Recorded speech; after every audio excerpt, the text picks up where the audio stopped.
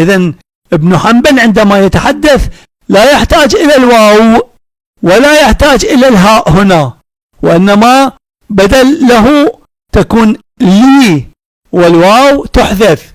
يعني لو كانت الرواية عن ابن حنبل ستكون بهذه الصيغة. يقول النيسابوري: وسمعت أبا عبد الله، نضع نقطتين هنا شارحة، نضع نقطتين كأنه أبو عبد الله يقول: قال لي دلويه. هنا قال لي دلويه، هنا نضع نقطتين مثل هاتين، نضع هنا نقطتين. وسمعت أبا عبد الله، نضع نقطتين. قال لي، لا يوجد واو ولا يوجد له، وإنما لي.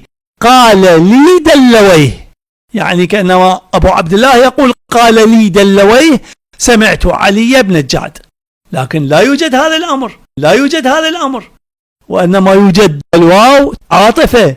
يعني النيسابوري سمع ابن حنبل وسمع دلويه، النيسابوري سمع ابن حنبل وسمع دلويه. إذن مجلس فيه النيسابوري وفيه ابن حنبل وفيه دلويه، والنيسابوري يسمع وهو حاضر.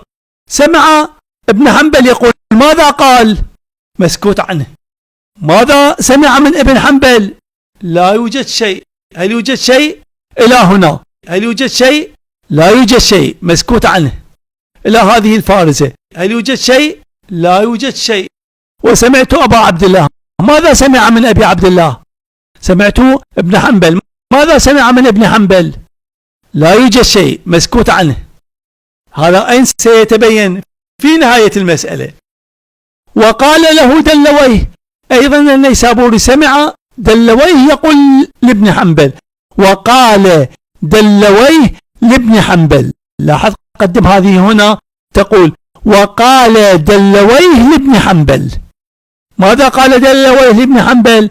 دلويه يقول لابن حنبل: سمعت علي بن الجعد يقول: مات والله معاوية على غير الإسلام. إذن هذه العبارة الأخيرة تبينت لنا واتضح لنا بأنها هي نفس العبارة التي قالها ابن حنبل، قالها أبو عبد الله، التي سكت عنها في البداية ولم تكرر. فتفصيل العبارة كأنها كانت بهذه الصورة. يقول النيسابوري: سمعت أبا عبد الله بن حنبل يقول: مات والله معاوية على غير الإسلام. وقال دلويه لابن حنبل: سمعت علي بن الجعد يقول: مات والله معاوية على غير الإسلام. إذن القراءة الصحيحة الموافقة للغة والعرف فهي: سمعت أبا عبد الله يقول: مات والله معاوية على غير الإسلام. سمعت أبا عبد الله أحمد بن حنبل يقول: مات والله معاوية على غير الإسلام. وكذلك سمع النيسابوري فتوى أخرى، سمع دلويه يقول لابن حنبل، يقول: وقال دلويه لابن حنبل، وقال له دلويه، أي وقال دلويه لابن حنبل: سمعت علي بن الجعد يقول: مات والله معاوية على غير الإسلام. إذن هي فتوى بالمباشر من ابن الجعد، وهي فتوى بالمباشر من ابن حنبل، وهي فتوى من دلويه بالإمضاء، وفتوى من النيسابوري بالإمضاء.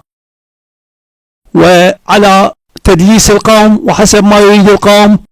وسمعت أبا عبد الله، أي سمعت أحمد بن حنبل، وقال له دلويه، نصحح العبارة: سمعت أبا عبد الله قال لي دلويه، يعني سمعت أبا عبد الله يقول: قال لي دلويه. سمعت علي بن الجعد يقول: مات والله معاوية على غير الإسلام. إذن هنا فتوى من ابن الجعد بتكفير معاوية بالمباشر بالكلام بالقول، ونقلها دلويه ولم يعترض عليها فهو إمضاء لها، ونقلها ابن حنبل ولم يعترض عليها فهو إمضاء للفتوى بتكفير معاوية، ونقلها النيسابوري وسجلها في كتاب مسائل الإمام أحمد ولم يعترض عليها فقد أمضاها. إذن هي فتوى بالمباشر من ابن الجعد، وهي فتوى من دلويه بالإمضاء، وفتوى من ابن حنبل بالإمضاء، وفتوى من النيسابوري بالإمضاء. المفروض المسألة صارت جدا واضحة عند الجميع. إذن هذا الكلام كان تحت عنوان من مسائل ابن حنبل إلى تهذيب الكمال ثبتت فتاوى تكفير معاوية. إذن الحماني كفر معاوية، ابن حنبل كفر معاوية، ابن الجعد كفر معاوية، النيسابوري كفر معاوية، دلويه كفر معاوية.